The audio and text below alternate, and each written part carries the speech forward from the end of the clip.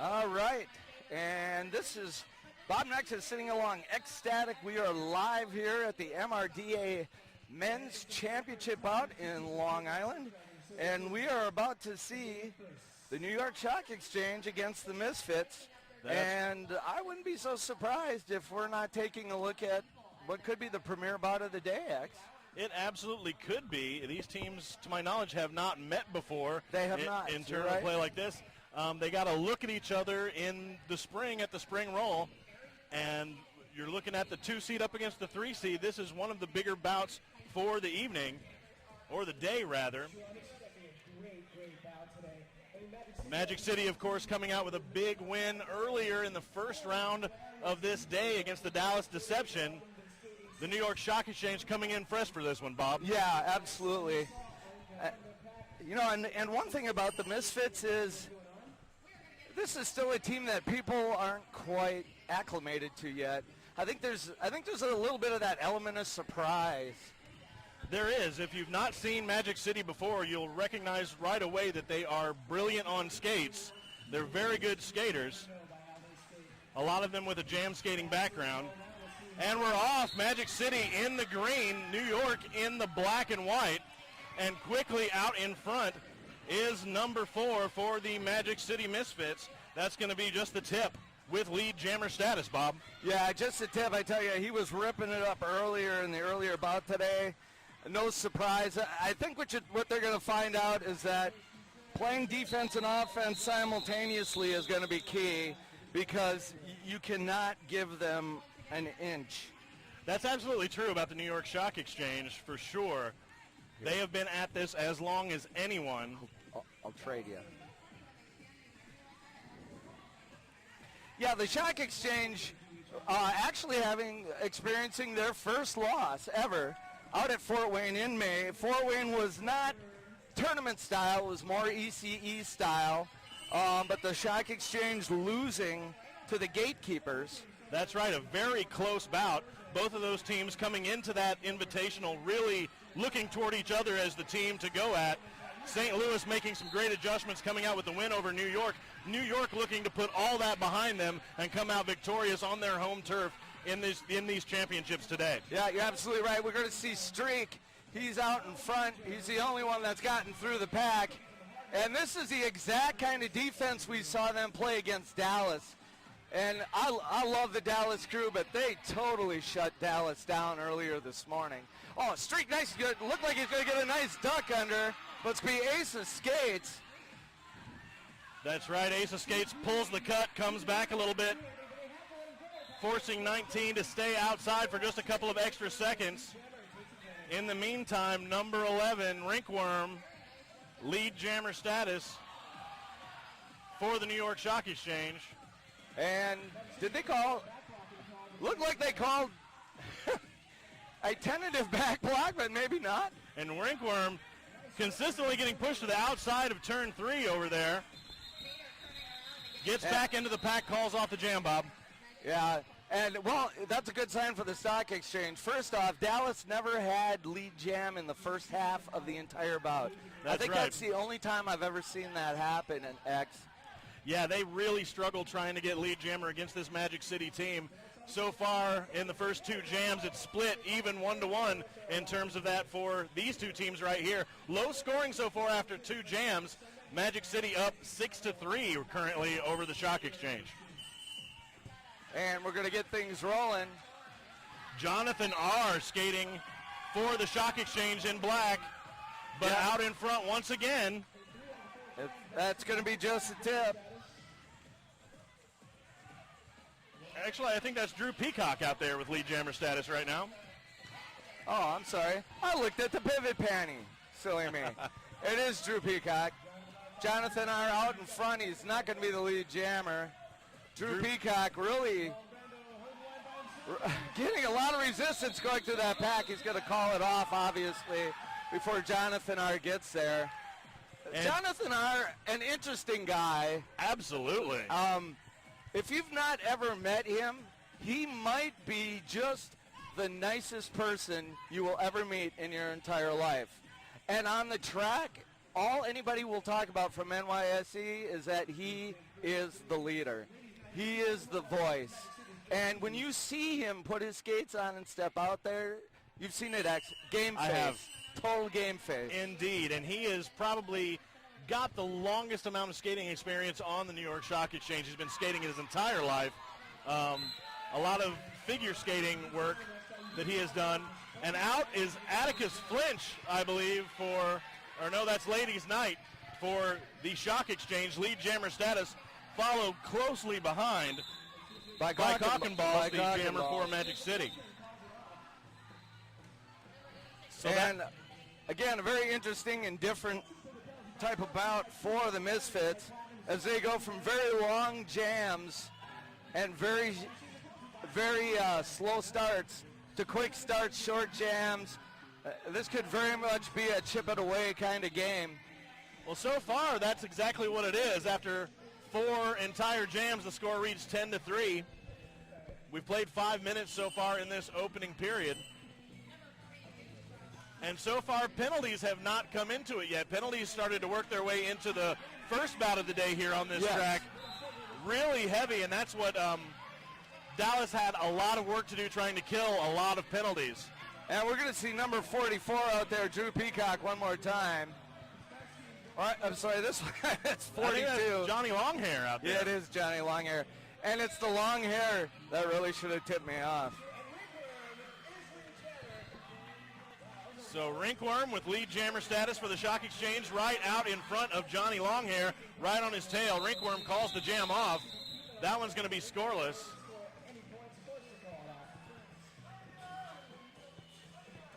This is going to be one of those bouts that at halftime don't have any real plans except to, like, maybe use the bathroom, go get another beer. You're not going to want to miss any of this one. Absolutely not. Like you said, this is one of the premier matchups of the day. We've had a couple of pretty big margins of victory so far on the tracks here today. This one is likely to be one of the closer games. I sure hope so. And as they get rolling, we're going to see the two jammers out there as they come by. It's going to be number 241 for the Shock Exchange Ladies Night. But he's going to be in the lead, and look at that, number 1X. That's right, Zambone. He goes to the box, so it's a power jam situation out there for the New York Stock Exchange right now. And you know what this is, X? This is going to be discipline against discipline. I mean, both these teams, two of the most disciplined teams in men's derby. Right. I'll throw the gatekeepers in there as well. But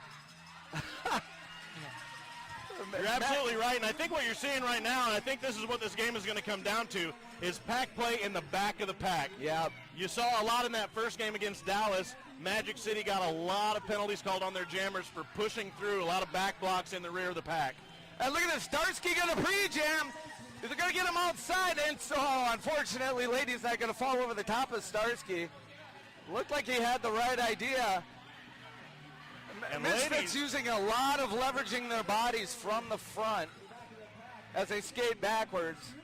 Of course, if you can lean against them and leverage them, that's one thing. If they create separation, they will drop you like a 3-foot putt. That's correct. And 5 points, a grand slam for Ladies Night on that last scoring pass. The New York Stock Exchange pick up 5, and with that, they're going to be taking the lead. Oh, no. Zambone cuts the track after he comes back out of the penalty box. And it's funny because I talked to their coach, Meowmix, just before this bout, and I said, you know, you guys have a shot. This is going to be a great, great bout. And she looked at me and she said, penalties, Bob. She said, I'm really worried about penalties. Well, like I said, towards the rear of the pack, you get a lot of back blocks, you get a lot of track cutting, and that has happened to Zambone here a couple of times. He spent most of that entire jam in the box on 2 trips. Yep. And that really allowed the Shock Exchange to take the lead back. Currently, we're sitting with a timeout called by Magic City, 22-15 in favor of the Shock Exchange, with 21:31 remaining in this first half. And what we have to remind you is that the winner of this game will go on to the championship bout, if I remember correctly. That's correct. This bout, the winner goes to the championship. The loser goes to the 3-4 game. Yep. Those will be happening this evening, starting a little after 6 o'clock, I believe. So at this point, we already know that Dallas has been eliminated from any shot at placing in the top 3. We have Puget Sound and Pioneer Valley playing on the other track. And at halftime, there was about a 40-point difference with Puget Sound leading. From where X and I currently sit, we can't quite see that scoreboard. It's only 2 tracks away, Bob. It's about 100 yards.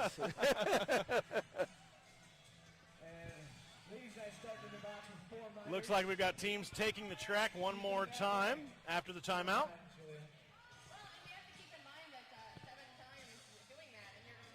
Starting off with a jammer in the box for each team. And, of course, we know that's going to change in a hurry. The minute the whistle blows, that's exactly what happens. As we're going to see Zambone come back out of the box. And he's going to get a cutting to track again. You have to be kidding me. He doesn't believe it. He went right along the inside and passed by everybody. They got him for an illegal procedure is what it looked like to me. Oh, right, you're right. You're right. It was an illegal procedure. So in essence, what he's doing is he's sitting and waiting. He's giving up for advantage. Ladies' Night to come back out, so he doesn't pull a major. Right. He waited for everybody to get by, and now he's fighting his way around the outside of turn 3. And I think I can speak for you when I say neither one of us has seen that before. No, I have not seen that sort of play in men's or women's derby. Ladies' Night having a tough time with Megasaurus there on the inside of turn 2. But not the hard time that Zambo's having at the back of the pack of the New York Stock Exchange. And you can see New York making a nice 4-wall in the back of the pack. They're really accentuating that, trying to hold Magic City back, force their impatience, and get some penalties. Yeah, I think that's a great point, X. I think that's exactly what they're trying to do. And right there, ladies' night is gassed. He finally makes it through, and he's got his hands on his knees. And he takes a shot as he comes up to the rear of the pack. Duking it out right now with cock and balls. And right now what New York is doing is they're waiting and letting the pack split to let him get by, and then they're pulling it back together.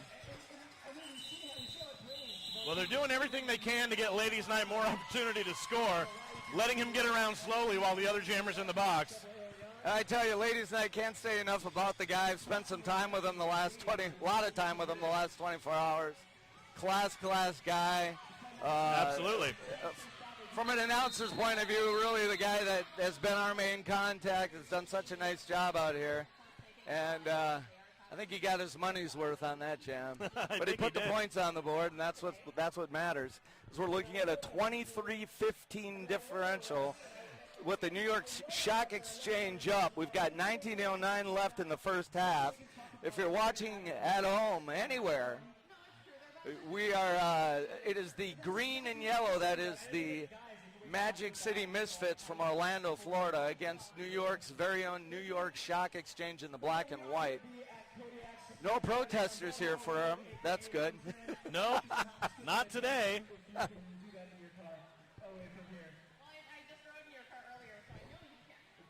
Meow-Mix out in the middle of the track, obviously having questioned something. The officials are conferring at this moment. Yep, waiting through an official timeout right now. Still very tight and fairly low scoring. 10 minutes in, 11 minutes in really. Only a 7-point spread separates these teams. You have to wonder, too, at what point fatigue starts to set in for Magic City. They played a full bout just about an hour ago. They finished their last bout about an hour ago. Yeah, they were really in kind of an odd spot when it came to seeding. Of course, it's not going to be any easier for whoever comes out of the Puget Sound Pioneer Valley bout either. Right. If you weren't able to see a bracket for this tournament, the number 1 and number 2 seeds, the Gatekeepers and the Shock Exchange, got a bye through the first round. Everybody else had to play earlier. Shock Exchange playing right now after taking a bye in the first round. The first round still being played on the second track between Pioneer Valley and Puget Sound. And actually the Gatekeepers will not play until about 3 o'clock or shortly after. They get a really good opportunity to rest up most of the day, get a good look at the competition. And they are masters of adjusting. That's exactly how they were able to beat the Shock Exchange at Spring Roll in Fort Wayne. And Jonathan R. right out of the gate picks up lead jammer on the power jam with Zambone still in the box for Magic City. Zambone out of the box now, gets pushed outside. Jonathan R.'s picked up a grand slam, 5 more points for the Shock Exchange. And I'll tell you, his pack is working for him. That move he had to make right there on Powder. But he's so quick. He's back out of the inside part of the circle and back past the front end of the Misfits. Well, I've seen lateral skating. I've seen forward and backward skating. That guy was facing sideways and going forward. Yeah. And Jonathan is a guy that X and I have had the pleasure of meeting many, many times over the years. Of course, we remember him as Flying Squirrel from back in 2005. When That's correct. You and I rode all the way out here from Madison to have Madison and Gotham play each other in the first East Coast Interleague bout. And Flying Squirrel being one of the Gotham refs. And it was evident then what his skills were. Absolutely. He had the most skating experience in the room back then, still does today. Rinkworm spinning through the pack and down on the ground and back up, but he's picked up lead jammer. He's out in front, trailed closely by number 86. That's going to be Buster Muffinaff. And Buster kind of goes outside, inside before he gets hit. The jam is called off by Rinkworm. Looks like Magic picked up 3 on that one. New York picked up 2. Well, and there's a little conversation going on there, and that's between that's going to be between number 4 of the Misfits, which is Just a Tip, and number 7, Ronnie Mako, as it didn't get seen, but Ronnie actually kicked him in the backside when he came back through. Just a Tip turned around after they blew the whistle and gave him a little WTF look, and Ronnie pulled his arms up, his hands to say, like, that was, my bad, dude. That was wrong. Inadvertent, but I'm sorry. Yeah. I don't think it was inadvertent, but he was sorry. So this time, Powder, number 9. Oh, wait, no, that's 19. That's going to be Streak. Streak out in front for lead jammer status. Up against Jonathan R. And Jonathan R. pushing look against at the that. chest. Not only do they leverage him, but they leverage him wide. It opens it wide open for Streak.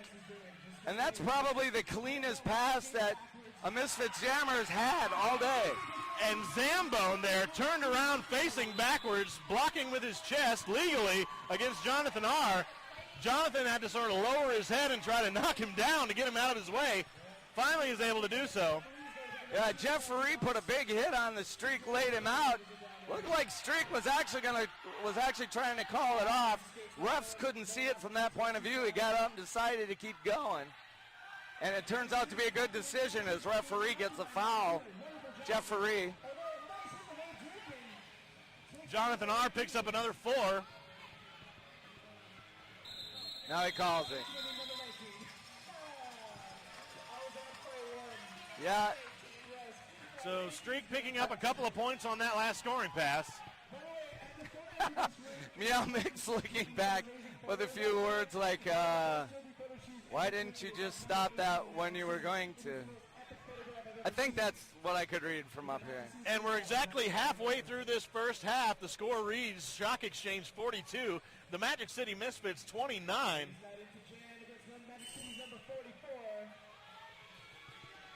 And it looks like they might be exchanging pleasantries over on the other track already.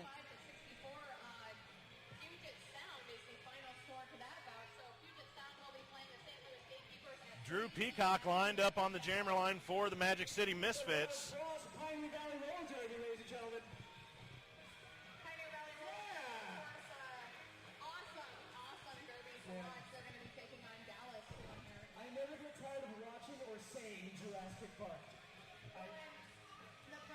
We've gone just over our 30-second interim period here. And we overhear from the house announcers that Pioneer Valley is going to be playing Dallas. So that will be the consolation game. Victorious over Pioneer Valley in round one. And so, number 44, Drew Peacock, being pushed out of bounds by Ace of Skates. Ace of Skates pulling the cut, dropping back. And there we go. It's going to be ladies' night out front for New York Stock Exchange. And once again, you have blocking at the back of the pack, holding back the jammer for Magic City, leaving a lot of room up front for ladies' night. I tell you, man, give him drinking some credit. That is a tough jammer, and he's got a sit block on him, turns around into a front block, then drives him wide with a shoulder. And it looked like a block out of bounds, but I'm not sure who they're calling it on. Drew Peacock trying to direct the officials on multiple calls. And you know what? As a coach, I love that. The guy's complaining about a call, not paying attention, and he gets leveled. He got rocked. That is why when you skate, and you let the sideline take care of the rest of it. Because he almost got his bell rung by turning to an official and complaining. Yeah, this is going to be a long bout. As we said at the beginning, scoring is going to come in fits and starts, and you really have to be patient. And that's what we're going to have to see if the Magic City Misfits can hold their patience and not let decisions like that ruin this game for them. Yeah. They've got to keep their heads, because what's happening right now is the emotions are starting to flare. And they are a very emotional team. A lot of these teams are very, very emotional teams. You know, Magic City is really I think they kind of consider themselves the underdog in the eyes of everybody else, and they want to prove that wrong. And they do. They play with a lot of emotion. They play with a lot of heart, and they hit.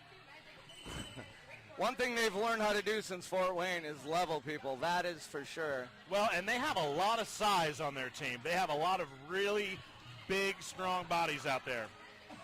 Yeah, Powder, much like Mongo is for Pioneer Valley, kind of that equalizer. He's that spark. He is the heart of the team. He's the guy that gets them fired up, and he's the guy that plants you about 10 rows deep into the merchandise booth. So in that jam, it was Johnny Longhair out in front. He was not lead jammer by the time Rinkworm got up there and got the lead jammer call. Called off the jam immediately, scoreless on that one.